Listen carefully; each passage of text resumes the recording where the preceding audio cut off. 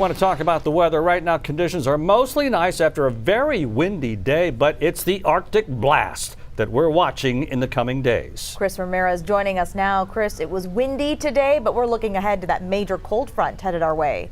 Yes, we did see that cold front arrive last night, but this first of two cold fronts, just really nothing compared to what we're expecting to see as we head into early Sunday morning. So here's what we're expecting. We're expecting that Arctic air to arrive in the early hours of Sunday, mainly between 3 o'clock and 5 a.m. there. Could see a possible wintry mix of Sunday night lasting all through Monday, and then a hard freeze will be expected to be in the picture for Tuesday morning into Wednesday morning. And we are expecting to remain below freezing for several hours. So looking at the next 3 days, Saturday, the last day to do those necessary winter preparations. Sunday, getting only up to 10% chance of some showers later in the evening. And then on Monday, we do have a 40% chance of some of that wintry precip going into Monday afternoon there. But it's going to be quite cold, especially for the Houston Chevron Marathon there. Definitely seeing those temperatures in the 40s, dropping into the 30s. We will see those wind chills Sunday morning in the lower 30s with winds out of the north between 10 and 20 miles an hour. So we're tracking the potential for some freezing precipitation, but also we're going to have to be worried about the potential wind chills that are expected to drop into the single digits here across the Houston area. And we may even see some 0-degree feels like temps for areas off towards the northeast there. So expecting this surge of colder air as we head into Tuesday morning. Back to you. All right, Chris, thank you. And he just mentioned it. This Sunday, runners from all over the city will be in our city, or all over the world, rather, will be in our city for the Chevron Houston Marathon. But the timing of the race cuts right into the beginning of this Arctic blast. Despite that, leaders of the event say these are ideal conditions. Michelle Choi has more on that. Yeah, preparations are underway for what's expected to be a very busy weekend. But this year, runners won't just race against the clock. They'll have to face the frigid temperatures, too. And we are underway in Houston! It's that time again, the Houston Marathon. This year, more than 33,000 runners are set to take part, which includes Saturday's 5K run and Sunday's half and full marathon. As usual, organizers and city officials say safety is top of mind, but this time around, they understand runners are concerned about the cold weather, which they addressed during Friday's news conference. Even though it's going to be cool, it's actually a beautiful day for a run. Dr. Lars Thestrup is the Houston Marathon Committee medical director. He says even though our city is bracing for an Arctic outbreak, the temps will hold at least through Sunday's races. Right now, that wet bulb temperature is looking to be about mid-40s for the entire race, which is, if you don't know, optimal for a marathon, because the optimal weather to run a marathon is between 40 and 65 degrees. So as of right now, we have a green flag race, and I'm really excited about it. If you're wondering what wet bulb temperature is and means, what that does, it takes into account, cloud, wind, humidity, sun angle, and it gives me an accurate assessment of what it feels like to be a runner out there in the race. And that's something I monitor throughout race day. He encourages runners to dress in layers. Once you start running, you're going to start heating up. Go ahead and shed a layer, but instead of discarding it, I would suggest possibly holding on to it because you may turn a corner and hit a headwind and get cold again and may want to use it again. He says spectators should dress warmly too. Houston Police Chief Troy Finner says his officers will also be out in full force, both in uniform and plain clothes. However, he asks that everyone stay vigilant. Safety begins with all of us. If you see something that's looking out of place or suspicious, please say something. Michelle Choi, KHOU 11 News.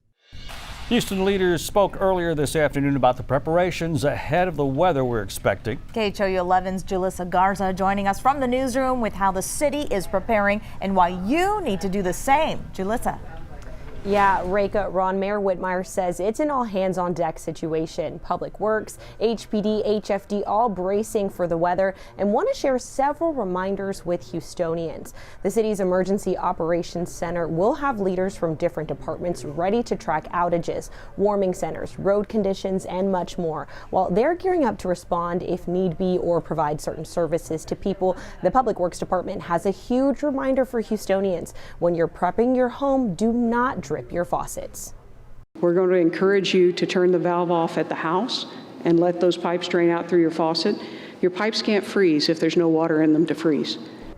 Public Works Director Carol Haddock says if you aren't able to do that, they ask that you do not drip a stream of water, just a tiny drip, and that it's farthest away from the faucet in the meter so you can keep water moving through the pipes. Flowing water is less likely to freeze. And we've got lots of information on our website, khou.com, with everything you need to know ahead of the cold weather. Reka, back to you. Yeah, really important. Thank you, Jalissa.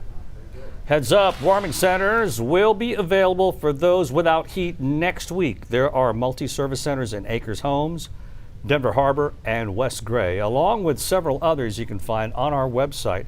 We asked the city why not open them Sunday when the front arrives. They said they're waiting until the hard freeze. When the temperatures drop below freezing, Texans think back to the February freeze in 2021 that left so many of us in the dark. Governor Gov Abbott spoke today about the grid and says that there are many other ways state officials are getting ready. Mia Gradney joins us from the studio with that. Hey, Mia.